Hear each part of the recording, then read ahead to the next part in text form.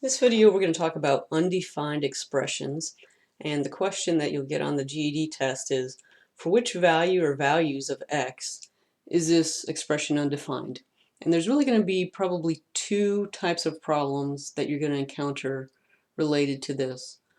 One is going to be in fractional form, where you're going to have an undefined fraction, and the other will be a square root in which you will have a negative square root, and that's what means undefined. So we're going to take those one at a time, and I will tell you, you're going to want to watch the algebra videos. If you are not familiar with algebra, this question is going to be difficult for you. So I suggest that you go to the videos link on the Facebook page, go to the playlists, and you might have to hit the show more button a couple of times to bring up the algebra playlists, and you'll have to watch all of those videos. I would recommend. There's probably 2 or 3 key ones in there, but in order to do these, you're definitely going to need to know how to do algebra. So the first way that something is undefined, at least for the GED test, is by having a fraction in which there's a 0 in the denominator.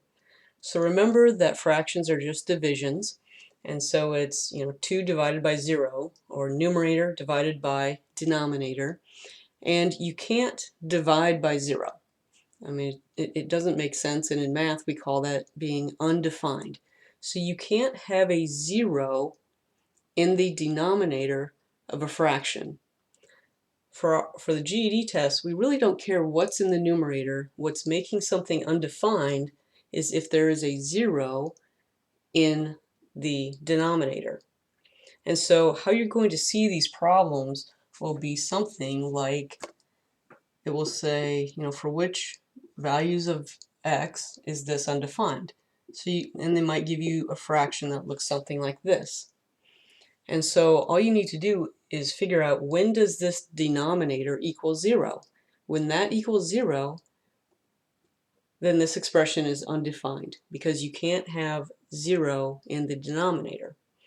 And so when you have this fractional question, just forget about the numerator.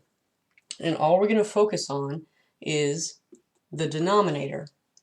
And so when the denominator, which is 3 plus x, equals 0, that's undefined. Because if this equals 0, we're going to have 4 over 0, and that's an undefined expression. That's what we call something when there's 0 in the denominator.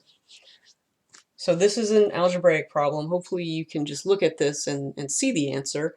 But again, you need to know how to solve these algebraically, so I'm not going to go through that here. Definitely watch the videos on algebra. Go to the algebra playlist and watch them.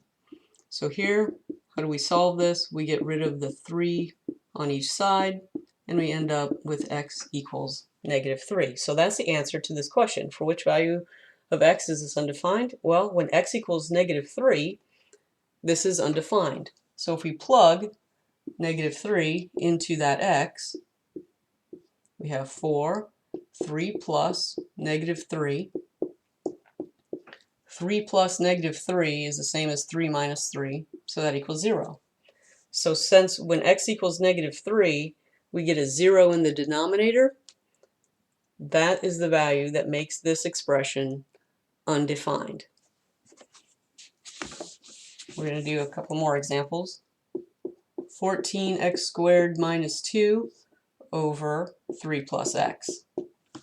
So don't make this more complicated than it is. Again, when you see a question like this, forget about the numerator. Now, if you're used to doing polynomials, you might know that sometimes you can factor the numerator and then cancel things out of the denominator. If you know how to do that, go for it and do it. But if that's not something in your knowledge base, just forget about the numerator, concentrate on the denominator. And so again, when does the denominator equal 0? And we just solved this problem. So the answer to this question is the same as the other. It's when does the denominator equal 0, x equals 3. We don't care what's in the numerator, so don't let that bother you. It may look like a very complicated problem.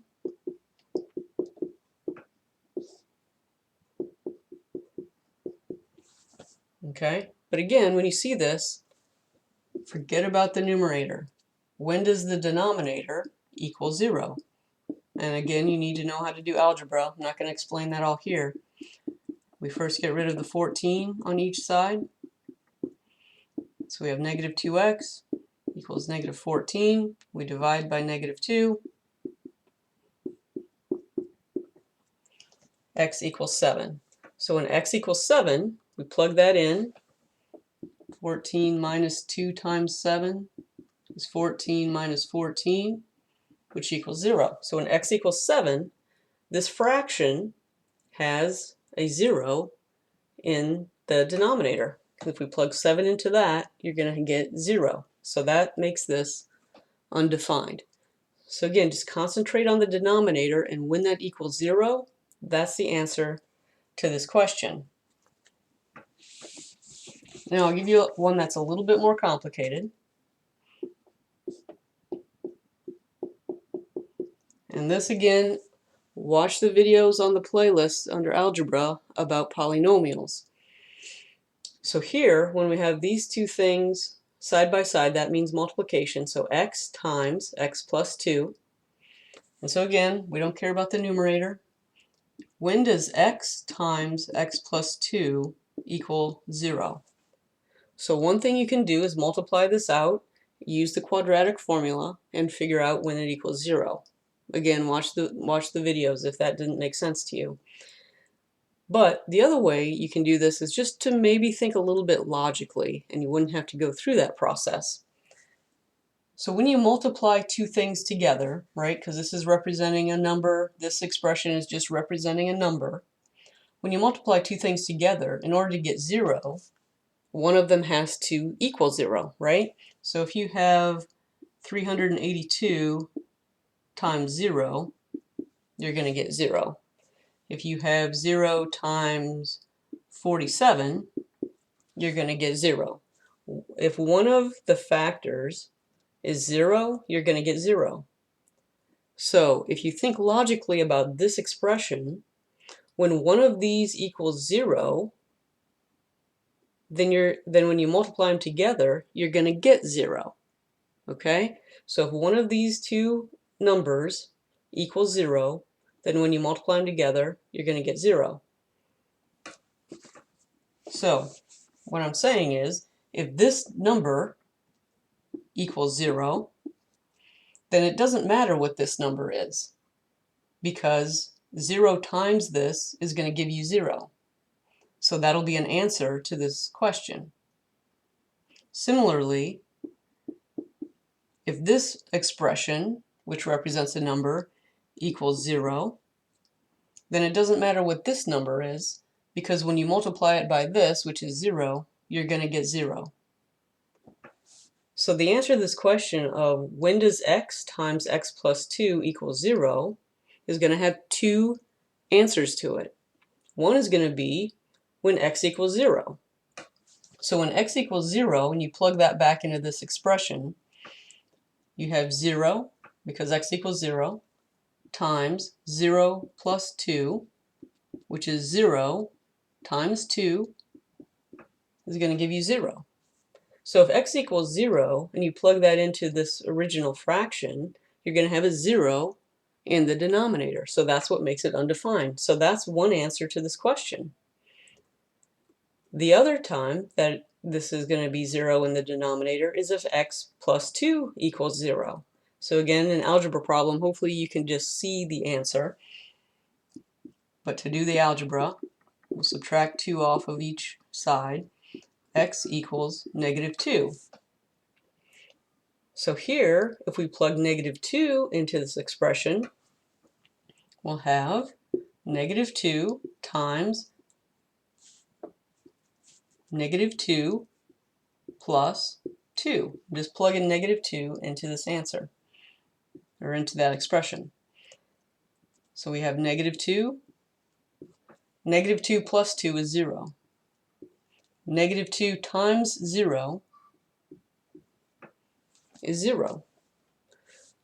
So for which values of x is this undefined? And this, I think, was maybe a 3 or a 2, I can't remember now, but it doesn't matter what the numerator is. It's going to be undefined when x equals 0, because when we plug that in for x, we get a 0 in the denominator. Or when x equals -2, because when we plug -2 in for x, we get a 0 in the denominator. These are, by definition, undefined because there's 0 in the denominator. Let's look at one more of these fractional problems. Say we have 18x over x plus 3 times x minus 4. So again, don't worry about the numerator. Just look at the denominator.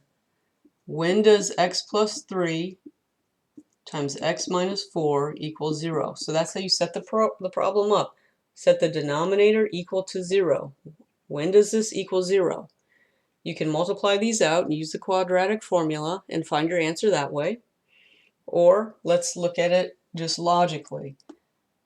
So we know that if either x plus 3 equals 0 or x minus 4 equals 0, we're going to get 0. Because if one of these is 0 and we multiply it by anything, we're going to get 0. So we're first going to say, okay, if x plus 3 equals 0, then that will be one answer.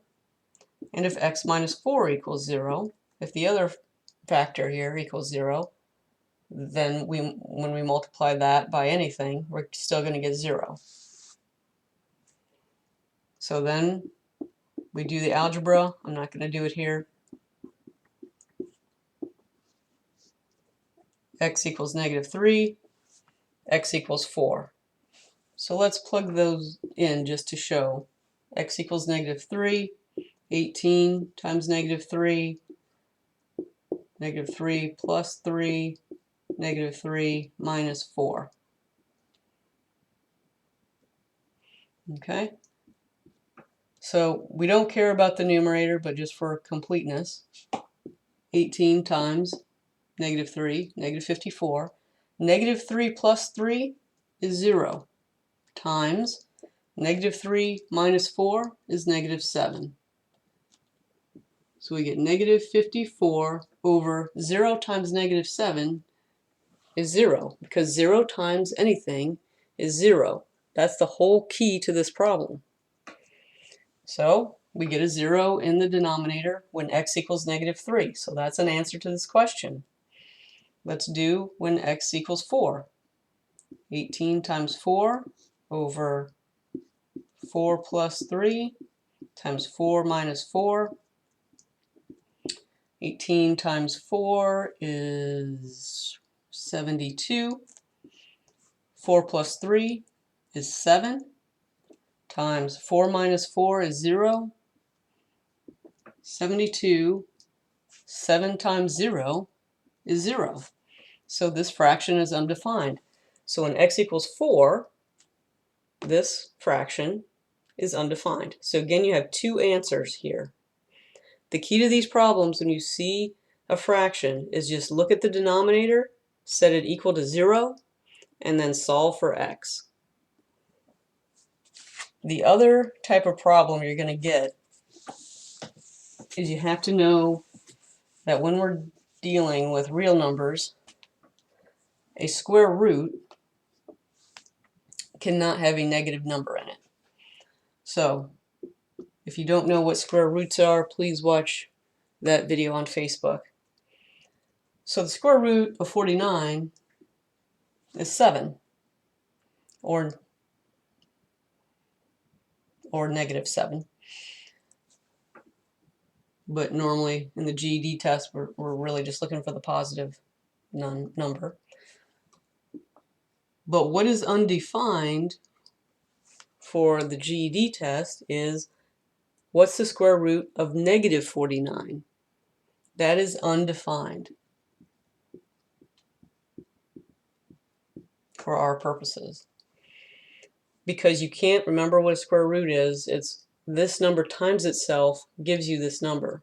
Well, anytime you multiply two numbers together, that when you multiply a number by itself, you can't get a negative number, because remember, if you multiply two negative numbers together, you're going to get a positive. When you multiply a positive number by itself, you're going to get a positive number. So we can't get a negative number.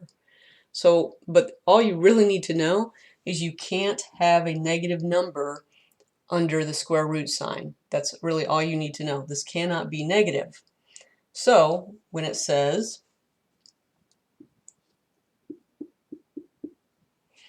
when is this, for which values of x is this undefined, and it gives you something like this, you just look at what's under here, what's under the square root sign, and it has to be positive. Remember, it cannot be a negative number. It can be 0. So it has to be positive or greater than or equal to 0 to be a valid number, right? So what's going to make it undefined is when this is less than 0. So if the expression under the square root symbol is less than 0, it's undefined. And so again, you just have an algebra problem. Here it now has an inequality sign, which sometimes can make the math a little bit different. And so watch the videos, but you just have an algebra problem that you need to solve.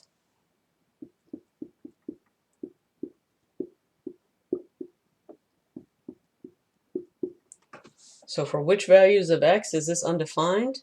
Anytime x is less than -3, this is going to be undefined. So let's take a number. What's a number that's less than -3? Let's say -10. So now we're just going to test the theory. Let's say x equals -10. We plug that in, and we get -10 plus 3 is -7. You can't have a negative number under a square root sign, so that's why this is undefined. Anytime x is less than -3, that's the answer to this problem, you're going to get a negative number under the square root, which is undefined. Let's do one more. So let's say they give you this problem, 15x plus 9. When is this undefined? Again, it's undefined, so this is just something you're going to have to memorize. It's undefined when this is less than 0. You cannot have a negative number under the square root sign, so you need to memorize this. You need to memorize for the first part of this video that a fraction is undefined when the denominator equals 0, and a square root is undefined when the expression is less than 0. And again, we just have an algebra problem. Subtract 9 from each side. Divide by 15 on each side. And then put this into lowest terms. If you don't know what that is, watch the videos on Facebook regarding fractions and lowest terms. So the answer to this question is x is less than -3/5. So again, the concept is actually pretty easy. When does the denominator equal 0 in a fraction? When does what's under the square root, when is that less than 0? And so the real key to these problems is being able to do the algebra part of it. And that's the answer to this question.